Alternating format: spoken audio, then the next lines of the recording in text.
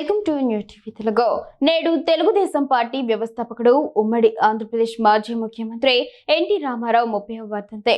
ఈ సందర్భంగా ఆయన కుటుంబ సభ్యులు, రాజకీయ ప్రముఖులు, అభిమానులు ఘనంగా నివాళులర్పిస్తున్నారు. హైదరాబాద్ నెక్లెస్ రోడ్లోని ఎన్టీఆర్ ఘాట్ వద్ద ఆయన మనవడు నటుడు కళ్యాణ్ రామ్ నివాళి అర్పించాడు. తాతయ్య వర్ధంతి నాడు ఎప్పుడు ఘాట్ వద్దకు వచ్చినా తన సోదరుడు జూనియర్ ఎన్టీఆర్ తో కలిసి వచ్చేవాడు కళ్యాణ్ రామ్. ఈసారి ఒంటరిగా రావడం ప్రాధాన్యతను సంతరించుకుంది. జూనియర్ ఎన్టీఆర్ ప్రస్తుతం తన కొత్త సినిమా షూటింగ్ కోసం జోర్డాన్ వెళ్లడమే దీనికి కారణమని తెలుస్తోంది.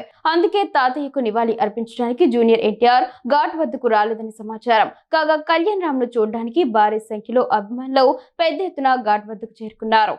రెండు తెలుగు రాష్ట్రాల్లోనూ పలు సేవా కార్యక్రమాలను చేపడుతున్నారు. ఎన్టీఆర్ ట్రస్ట్ ద్వారా రెండు తెలుగు రాష్ట్రాల్లో పలు సామాజిక సేవా కార్యక్రమాలు జరగనున్నాయి. వీటికి సంబంధించిన ఏర్పాట్లు పూర్తయ్యాయి. హైదరాబాద్ నెక్లెస్ రోడ్లోని ఎన్టీఆర్ ఘాట్ వద్ద ఆయన మనవడు నటుడు కళ్యాణ్ రామ్ నివాళి అర్పించాడు. ఈ తెల్లవారుజామునే ఎన్టీఆర్ ఘాట్కు చేరుకున్నాడు. నేరుగా సమాధి వద్దకు చేరుకొని నివాళి అర్పించాడు. సమాధికి ప్రదక్షిణలు చేశాడు. కొద్దిసేపు మౌనం పాటించాడు. సమాధి వద్దే కూర్చొని తాతయ్యను స్మరించుకున్నాడు.